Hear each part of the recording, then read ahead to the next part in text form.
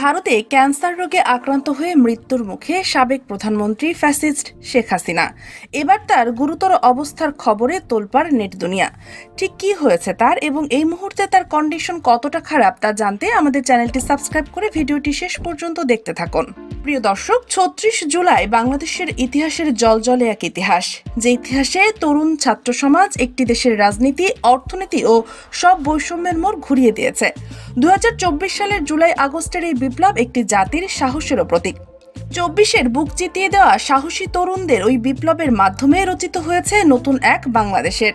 ১৬ জুলাই থেকে ৯ সেপ্টেম্বর পর্যন্ত সংগঠিত আন্দোলনে প্রায় ৮৭৫ জন নিহত হয়েছেন, যাদের মধ্যে বেশিরভাগই গুলিবিদ্ধ হয়ে মারা গেছেন। নিহতদের মধ্যে শিক্ষার্থীদের সংখ্যা উল্লেখযোগ্য। প্রথম আলোর প্রতিবেদনে বলা হয়েছে, নিহতদের ৭৫% শিশু, কিশোর ও তরুণ। এই আন্দোলনের শুরুতে সরকারি চাকরিতে বিদ্যমান কোটা পদ্ধতির সংস্কারের দাবিতে শিক্ষার্থীদের দ্বারা পরিচালিত হয়েছিল। তবে সরকারের কঠোর প্রতিক্রিয়া এবং দমন পীড়নের ফলে এটি দ্রুত সরকার বিরোধী আন্দোলনের রূপ নেয়। ২০১৮ সালে কোটা সংস্কার আন্দোলনের পরিপ্রেক্ষিতে সরকার একটি পরিপত্র জারি করে, যা ২০২৪ সালের ৫ জুন হাইকোর্ট অবৈধ ঘোষণা করে। এই রায়ের পর শিক্ষার্থীরা পুনরায় আন্দোলনে সক্রিয় হয়। প্রধানমন্ত্রী শেখ হাসিনা আন্দোলনকারীদের রাজাকারের নাতিপুতি বলে সমালোচনা করেন, যা শিক্ষার্থীদের মধ্যে ক্ষোভের সঞ্চার করে। মুহূর্তেই আন্দোলন আরও কঠোর হয়ে ওঠে, আর এরপর আন্দোলন দমনে সরকার বিভিন্ন পদক্ষেপ গ্রহণ করে। পুলিশ এবং অন্যান্য বাহিনী আন্দোলনকারীদের বিরুদ্ধে লাঠিচার্জ, রাবার বুলেট এবং টিয়ার গ্যাস ব্যবহার করে। এতে বহু শিক্ষার্থী আহত হন এবং কয়েকজন নিহত হওয়ারও খবর পাওয়া যায়।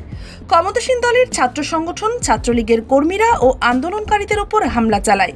রড, লাঠি, হকি স্টিক ব্যবহার করে তারা শিক্ষার্থীদের উপর আক্রমণ করে, যা সহিংসতার মাত্রা বাড়িয়ে তোলে। আন্দোলনকারীদের উপর মানসিক ও শারীরিক নির্যাতন করে। এছাড়া আন্দোলন দমাতে সাধারণ শিক্ষার্থীদের গ্রেপ্তার করা হয়। আন্দোলনটি শিক্ষার্থীদের মধ্যে সীমাবদ্ধ না থেকে দেশের বিভিন্ন শ্রেণী পেশার মানুষের সমর্থন পায়। সরকারের দমনমূলক আচরণের প্রতিবাদে সাধারণ মানুষও রাস্তায় নেমে আসে, যা আন্দোলনকে আরও শক্তিশালী করে।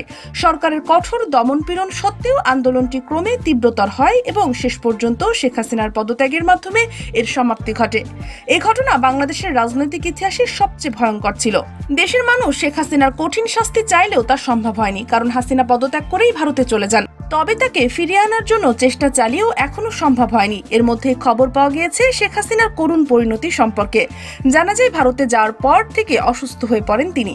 তবে তার বিষয়ে কোনো রকম সংবাদ প্রকাশ করা হচ্ছে না, কাউকে বুঝতে দেওয়া হচ্ছে না। তার নাকি ক্যান্সার ধরা পড়েছে। এই খবরটি ঘনিষ্ঠ সূত্রে জানা গেলেও এখনো আড়াল করার চেষ্টা করা হচ্ছে।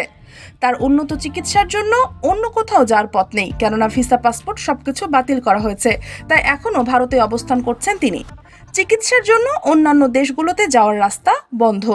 তো প্রিয় দর্শক, শেখ হাসিনার এমন পরিণতি দেখে আপনাদের মতামত কি? কমেন্ট করে জানিয়ে দিন এবং নতুন নতুন সমস্ত খবর পেতে আমাদের চ্যানেলটি সাবস্ক্রাইব করে সাথেই থাকুন। ধন্যবাদ।